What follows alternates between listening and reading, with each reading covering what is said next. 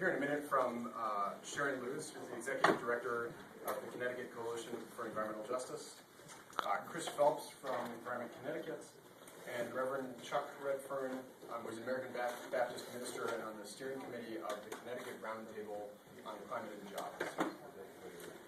The opposition to this bill has been widespread, coming from a whole array of enviro, consumer, labor, faith groups, and some business groups too. But the lobbyists at Northeast Utilities and Hydro-Quebec that want to see this passed are pushing hard. And they're pushing hard on the Department of Energy and Environmental Protection, who is walking relatively lockstep with them. Because of a rapid and growing response from our grassroots, we've been able to slow down 1138, and our legislators are starting to hear the message that these rollbacks are bad for jobs, they're bad for the clean energy industry, and they're bad for the climate. And really starting to hear the message that Connecticut deserves a better energy future. So I'd like to introduce Bill McKibben to speak on that and to speak to the climate context we're in. Bill, as many folks know, is a true leader in the effort to build a grassroots movement to solve the climate crisis. He wrote the first book for a general audience on climate change in 1989, and since then has published a dozen books. And he's the founder of 350.org, an organization that is building and leading the climate movement around the world. Bill.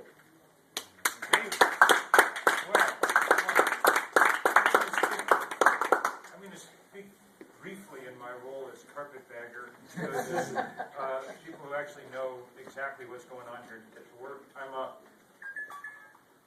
actually in Connecticut because they're giving me this Gandhi Prize tonight, so I figure I'm at the zenith of my spiritual authority. I might as well put it to some kind of use.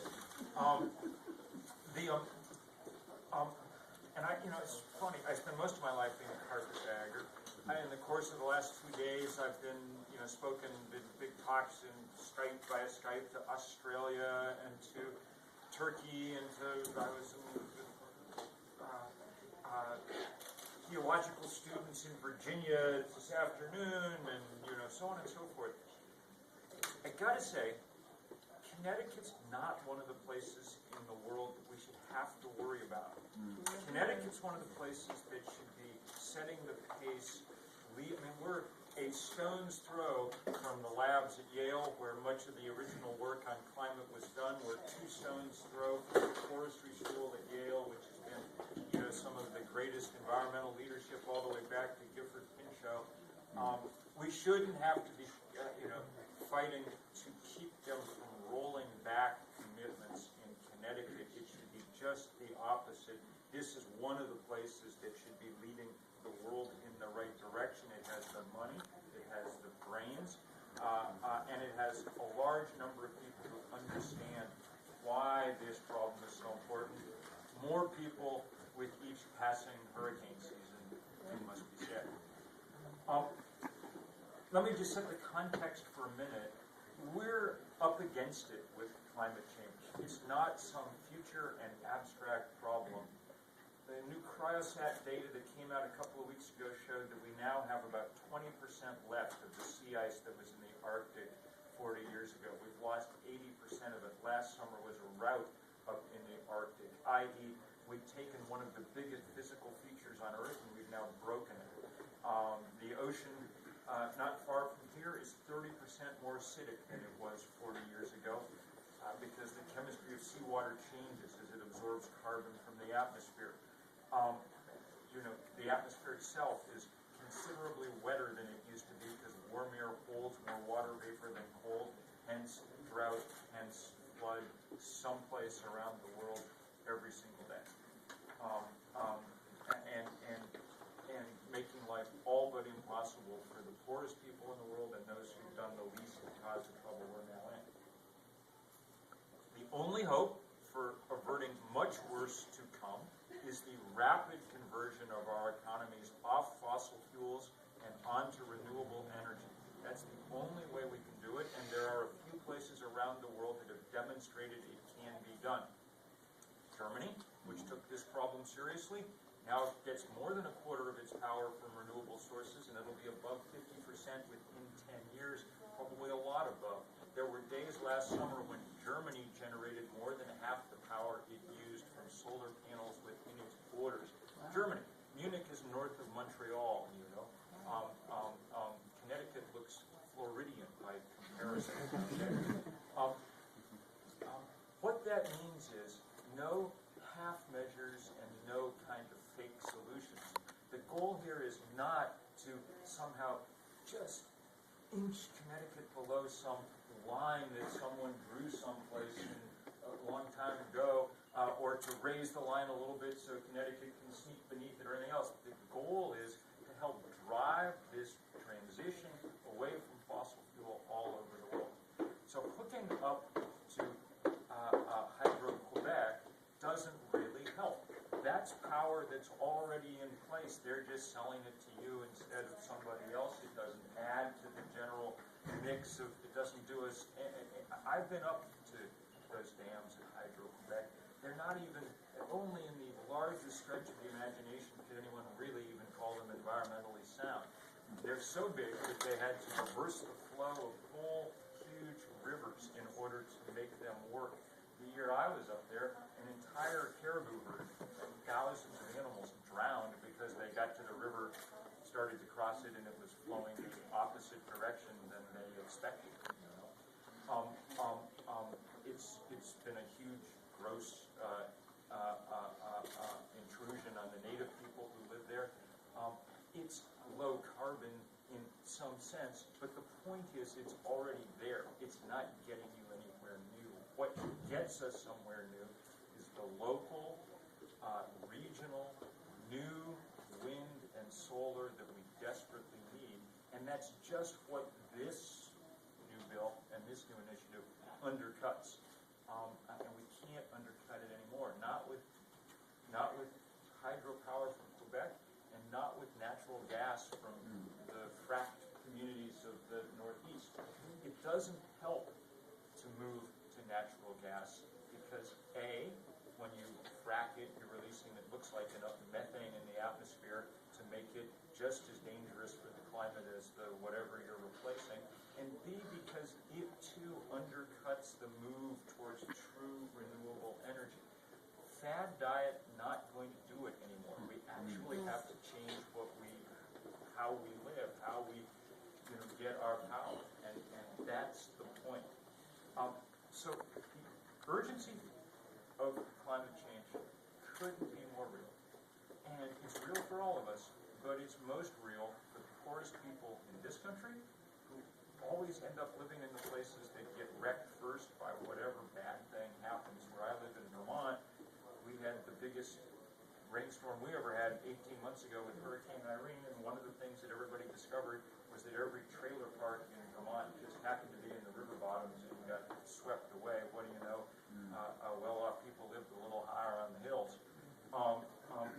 But increasingly, everybody under the gun, which means that these are hinge moments in human history, and it means that real leaders will step forward to help push us hard in the direction that we need to go, not try and figure out how they can squeak by, which is clearly what Connecticut is planning to do with this new legislation. So Governor Malloy really, needs to be that leader. He needs to do the things that a few other leaders around this country have begun to step up to do, and a few other leaders around the world. But not enough, because it's hard, because it takes real effort, because it doesn't involve doing the cheap and easy thing all the time. In the long run, it's great economics too, not just great environmentalism, but in the short run, it requires stepping up and making a real commitment. So, all I can say is those of us who don't have the good fortune to live in Connecticut are hoping very much that those of you who do provide some leadership here, some real leadership. Rolling back commitments on clean energy is the last thing we need from anybody in this world right now, particularly those places that should be strongest on these issues. Thank you. Thank you.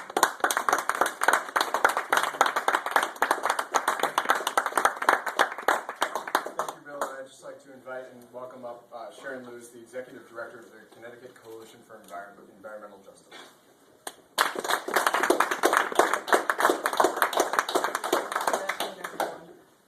As you mentioned, my name is Sharon Lewis, and I'm the Executive Director of the Connecticut Coalition for Environmental Justice. We're concerned with the unequal siting of polluting facilities that are located in marginalized communities, not only in Connecticut, but all throughout the world.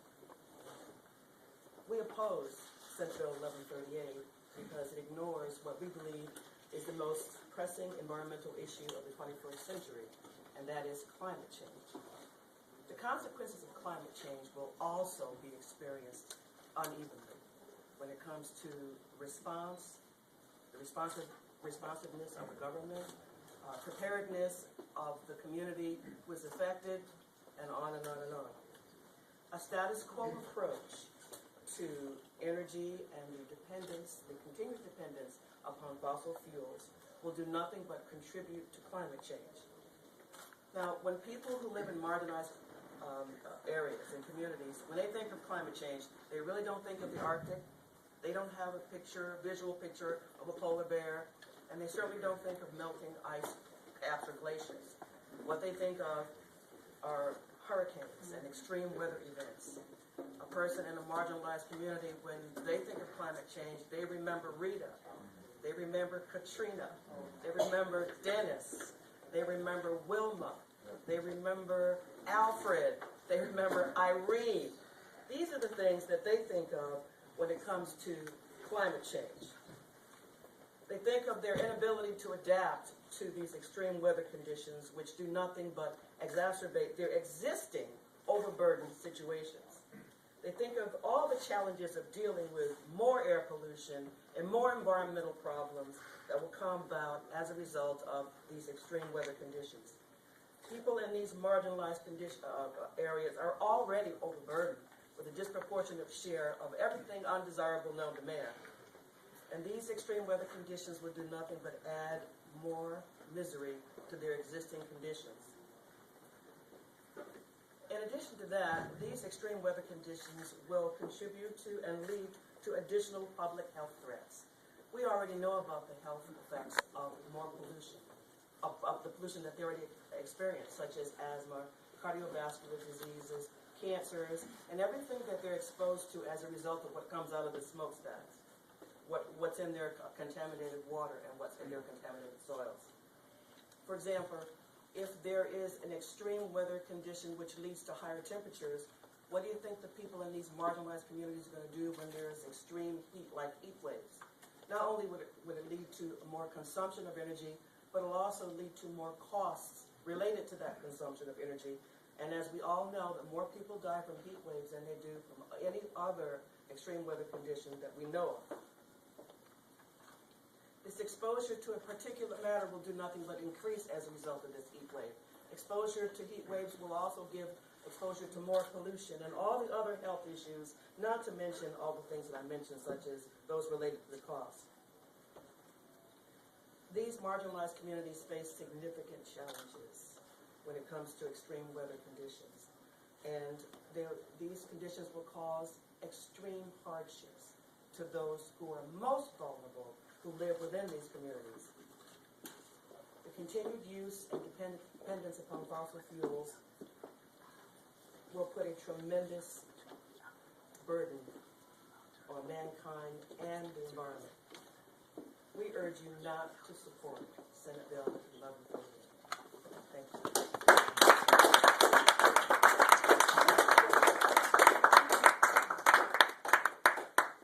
Thank you, Sharon.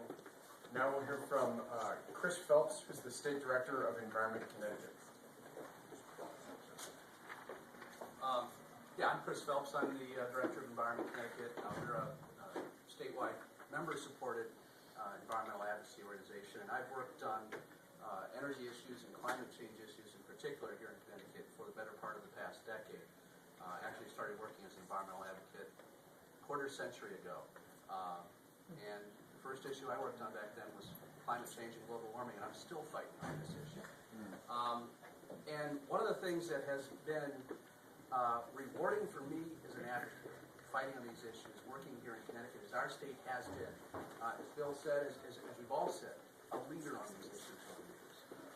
We were one of the first states to adopt tailpipe emissions standards, clean car standards, that subsequently became the basis for the foundation for President Obama establishing nationwide tailpipe emission standards to reduce pollution, including carbon pollution, from new cars and trucks sold in this country. And we're moving forward on that to reduce that pollution. We were one of the first states to adopt a statewide climate change plan, calling on our state to reduce global warming pollution here in our state. And that morphed in 2008 into our state being one of the first to adopt mandatory caps on global warming pollutants and carbon pollution here in Connecticut, requiring the state to move towards reducing the amount of carbon pollution that we're emitting by 2020 and beyond. To get us on the path that we need to do in Connecticut, to provide the leadership to show the way to accomplishing cuts in pollution necessary to avoid catastrophe when it comes to climate change. And one of the other policies that we have had in place for many years that has been doing the same thing, providing leadership, is Connecticut's renewable electricity standard. We were one of the first states to adopt a renewable portfolio standard, renewable electricity standard. A complex sounding term that is really quite simple. It says to our utilities and our power companies, you've got to break our dependence on fossil fuels for electric generation. You've got to build more and more renewables. This year, our utilities are required to get 10% of electricity from clean, renewable energy resources. Right now, that law says by the year 2020, 20% of Connecticut's electric power needs to come from wind, solar, and other renewables. And the reason we're here today is Senate Bill 1138 moves us back from that commitment to a clean energy future, back from that commitment to more renewables, less fossil fuel, more renewables, less carbon pollution. And it really is, as folks alluded to, being supported by just about only by Northeast Utilities and Hydro-Quebec, a Canadian utility, who want Connecticut to go backwards on our commitment to clean energy. And we need to be going big going forward. This coalition that has formed statewide over the last month since this issue arose in Connecticut encompasses environmental advocates, consumers, labor organizations, faith organizations. I was struck maybe exactly 1 month ago today, on a public hearing on this bill, when there was about 80 or 90 different people, organizations, entities, businesses who testified in opposition to this bad idea. And Hydro-Quebec and Northeast Utilities who testified for it. Yet this bill is still moving forward. And so I want to thank Bill for coming here today to say the obvious thing. Connecticut needs to continue to be a leader on clean energy issues, on showing the way to fight climate change and get the job done. And stopping the Senate Bill 1138 would be a big step in that direction. We are urging the legislature to instead go big on clean energy. Right now, as I said, the law requires Connecticut to get 20% of electricity from renewable energy sources by 2020. We need to grow past 2022. We need to commit to 1% a year, at least 1% a year growth in the amount of electricity that comes from renewables in 2021 and beyond. We need to get more of our electricity from wind, solar, and other renewables. We want a fighting chance to do what we need to do to fight global warming and to stop climate change in the future. So I would just say, in closing, anyone here who's got a state senator or a state representative in Connecticut that you're a constituent of, when you get home tonight, fire up the laptop, send them an email saying, vote no on 1138. Thank you.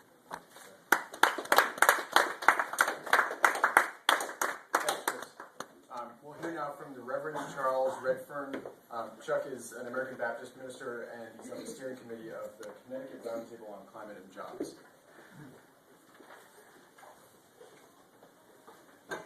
The Connecticut Roundtable on Climate and Jobs is a kind of informal organization consisting of labor leaders, environmental groups, and clergy people or representative of faith groups. Now, the reason why I outline that for you is anybody who knows the history of the environmental movement knows that there has been disagreement among those groups. We are one in our opposition to 1138. We have written op-eds featuring clergy people and a labor leader, Tom Carr and somebody else. we are one in our opposition to that. That should bear some weight. Yeah. That is a not necessarily unique event, but if we are all agreed, people ought to take another look at that bill. Now, the technical reasons, or maybe not even the technical reasons, have been already outlined. Let me just bring forward one thing. Bill, one of the things I appreciate about your writings is you are totally unafraid to bring forward the fact that this is a moral issue that we are dealing with, and perhaps a moral issue that goes to the fundamentals of who we are, all our faiths here. Believe that human beings were placed here on the earth to take care of this earth. And I am a Baptist minister. And I read Genesis chapter 1. It does not say that we are to dominate the earth. It says, in essence, that we are to steward the earth. And thus climate change, by virtue of the fact that it changes the environment, acidifies the ocean, and decimates the poor, which is a key issue in all our faiths, is an intrinsically moral issue, and climate change is immoral. So we're dealing with the fundamentals of what we are meant to be as human beings. So Bill, thank you for being totally unafraid to bring forward the moral aspect of this issue. You have been a man of courage as far as this is concerned, and I pray literally that we will become people of courage like he has been. Thank you.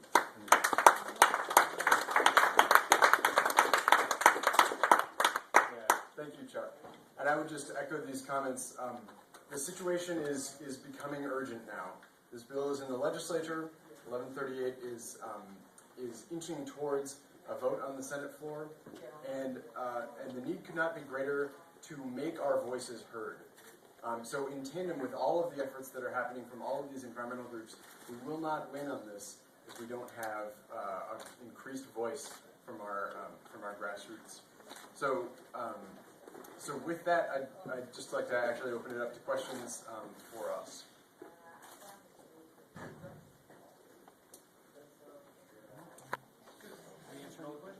I guess we got it all. Yeah. Okay, go ahead. Bill, you can answer from here. I can go here. My question is about the politicians getting the message. You've said that the energy companies have already discovered 5 times more fossil fuel than can safely be burned without causing climate catastrophe.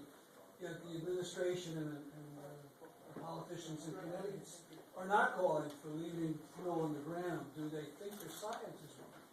No, I don't think they think the science is wrong. I think that they think it's too hard to do any of this in anybody's short, it's just always easier to pass it along, do what little you have to do and you can sort of get away with, and pass it along to the next guy and never take the actual long-term view of where we are.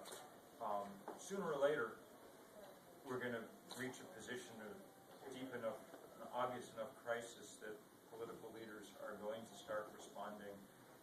But the trouble is, the physics of climate change isn't on our side. By the time we reach that point, the inherent lag between the emission of CO2 and its full heat-trapping ability means that we're already past the point of comfort. We'll be, if not in hell, then in a place of a somewhat similar temperature, I think would be the way to put it. So, that's, if there's anybody, activist, politician, anybody else who's sort of keeping their powder dry, waiting for the kind of moment of emergency. I mean, when the Arctic melted last year, our greatest climatologist, Jim Hansen, just told reporters in New York when they came to ask about it, he said, look, we're now in a planetary emergency. This is what it looks like. It doesn't quite feel like that message has gotten through quite at DEP, Connecticut, or a lot of other places. So time to make sure it does get through. Bill, could you step there and I have a sort of a follow-on question. some people think framing is really important, other people maybe not so important, but I'm wondering if one of the reasons people haven't gotten the message is that first, people concerned about this issue, we're talking about global warming, which sounds like a nice thing to most people, and then people are talking about climate change, which, you know, some people don't like change, but it doesn't sound like it's so bad. So some people are starting to talk about climate disruption, and I'm wondering, what do you think about that? And do you use that, and is that where we should be moving? No, I don't think the words make that much difference, probably.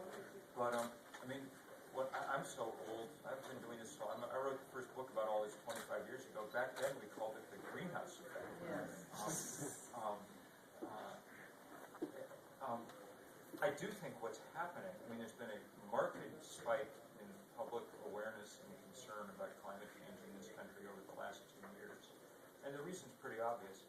85% of American counties have had a federally declared disaster. I mean, it's, you know, it's at a certain point, you know, the oil industry can run all the commercials it wants, but when you open the door